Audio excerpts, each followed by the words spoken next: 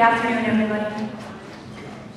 I had the honor and the privilege of visiting Jebel Zawiya in northern Syria, where I met some of the world's kindest and most generous people. Jebel Zawiya has a village called Al-Maghara, which was the first place in Syria to be liberated from the Assad regime. Over there, we could not sleep. The shelling would not stop night and day. We sit on the rooftop and we watch bombs falling. It seems exciting, but it's scary. It's scary to a point where you're holding a camera and you cannot record. I've seen a Man 23 circle over the village we were in and finally decided to launch a rocket, and it hit the village near us. We could hear in the village we were in the noise, the explosion that it made. I met with people from the Free Syrian Army. I met with Colonel Arafat Hamoud. I met with Jamal Marouf, who is the leader of Syria. And I met with soldiers, defectors, as well as civilians who joined the Free Syrian Army. And I want to say that after meeting them, I felt relieved. I can tell you that those men, their bravery is unmatched. And you know what? They can defeat Assad with a fork.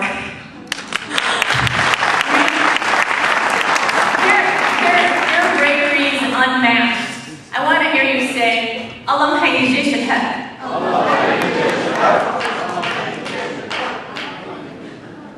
I met with orphans. One of the orphans I met happened to be a handicapped child. He witnessed the death of his father in front of his own eyes. He was traumatized. He was scared. You could see the bitterness in his eyes. I asked him, "What do you want?" He said, when I grow up, I want to buy a gun and shoot Bashar al-Assad 100 times. I saw his younger brother, a 2-year-old boy. He was running around with a picture of his father, and he was kissing it the whole time he was walking. And he would say, I want to go meet my dad. He knows his dad is in heaven and he wants to go meet him. It's heartbreaking. It's heartbreaking to hold them, to hug them, to talk to them. I met with widows, women in their early 20s with 4 or 5 children. Some of them are pregnant. Their husbands died, and they have no means to live. I went to hospitals where I could see they have no medication, they have no medical supplies, they have nothing. There's one doctor in the entire Jebel Zawiya area. People are very frustrated. The situation is beyond explanation.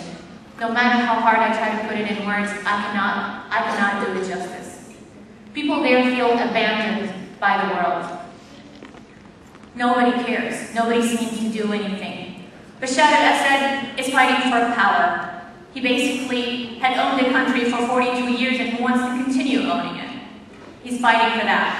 Russia and China and Iran are dictatorships that do not respect human rights and oppress their own people.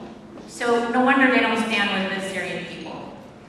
But what's really, really puzzling is the stand of the West and the US. Their contradictory stand on the Syrian issue is really appalling, and it's a shame on the free world.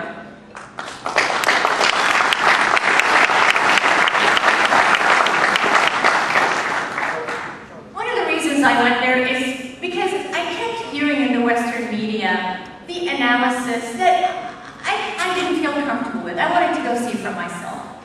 Since the beginning of the revolution, the Western media had tried to attach stigmas on our revolution, starting with the sectarian differences that our revolution is going to wipe out the Alawites and the minorities, to calling it a civil war way prematurely, and then ending up with labeling the Free Syrian Army as members of Al-Qaeda and etc., which was completely false. I mean, when I first got there, yeah, I saw lots of beards, and I felt like those people seemed to be very, very religious.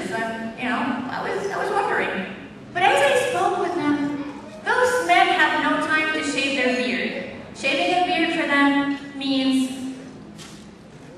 you're pretty much looking good. And when you have a neighbor that just lost 2 sons, you're not trying to look good in front of them. People are frustrated with the stand that America is taking right now. It's very appalling. One of the things that I've seen, and we've all seen, is that every time a U.S. official states that the USA will not intervene in Syria, immediately after that we see Bashar al-Assad committing a massacre there.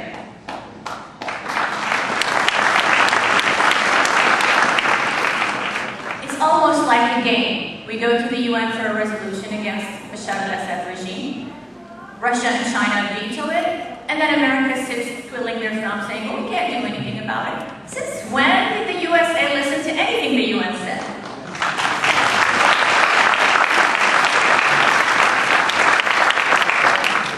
Reasons we hear that the USA cannot intervene in Syria. Number 1, Syria is not Libya. Syria is complicated. Really. We know Syria is complicated, but that's more of a reason to intervene. Syria has different sects. It has Kurds, it has Arabs. It's in a very strategic location. Ignoring the situation in Syria is not serving Americans' best interest in the region. As an American, I find President Obama neglecting America's best interest to win an election.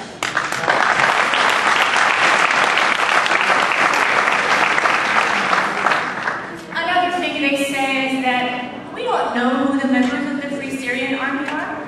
There may be Qaeda members between them. There may be Salafi members between them. Well, we all know the American intelligence know more about Syria than Syrians do. So they know that there is no existence for the Salafi or the Qaeda in Syria. And if it was, guess what? They're at a point where they're so desperate for assistance that they're going to get to a point where they're going to get help from whoever offers it. So what are you waiting for, Obama? Another thing we talk about is the sectarian issue and what's going to happen to the minorities in Syria when Assad is gone. I have news for you. The Syrian people have lived together, Sunni, Shia, Christians, Alawites, for thousands of years. Bashar al-Assad has been in power for 42 years. He does not teach us how to get along. Here are reasons where I think we should intervene. It's sad that we have to come to strategic reasons because, in my opinion, the humanitarian situation is too important to ignore, but it seems that the humanity in us had died, and we have to find strategic reasons to convince our administration to do what's right. Iran and Hezbollah have declared war on the Syrian people. They support the regime with weapons, with armors, with fighters. Syria is the lifeline for Iran. We hear about tension between Israel and Iran. The Syrian people have no stake in that conflict whatsoever, but with the existence of the Syrian regime, they're going to get dragged into a conflict that we have no stake in. And that does not serve America's best interest. Another reason is that chaos in Syria will not implode, it will explode. You have very, very tense regions: Turkey, Iraq, Israel, Palestine, Lebanon. This is not a place to ignore the situation in. We need to take responsibility as the world leader and contain this conflict. Okay.